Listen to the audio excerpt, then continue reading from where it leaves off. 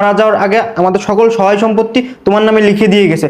আর তুমি তো জানো আমার লেখাপড়া এখনো শেষ হয়নি, আমার লেখাপড়ার খরচ ইভেন আমার হাত খরচও ভাবির কাছ থেকে চেয়ে নিতে হয়। ভাবির এই কুকর্মর কথা যদি তোমাকে বলে দিই, ভাবি বলেছে আমার লেখাপড়ার খরচ তো দিবেই না, ইভেন আমাকে বাসা থেকে বের করে দেবে। এই জন্য তোমাকে আমি কিছু বলিনি ভাই। এই চুপ রাহান, চুপ। আর একটা কথা বলবি না। হেই রাহান, আমি কি কখনো তোকে আমার সৎ ভাইয়ের মতো দেখেছি? আরে আমি তো তোকে আমার আপন ভাইয়ের মতোই দেখেছি। আর তুই কি জানি বললি বাবা এই সয় সম্পত্তি আমার নামে লিখিয়ে দিয়েছে। আরে আমার নামে কেন লিখিয়ে দিয়েছে তা তুই একটিবার যেন জানতে চাইলি না?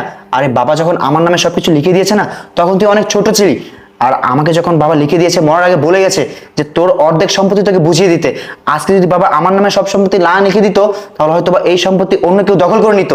এই জন্য বাবা সবগুলো আমার নামে লিখে দিয়েছে। তুই চিন্তা করিস না, তুই ভাগে যতটুকু পাবি আমি সবকিছু তোকে লিখে দিব।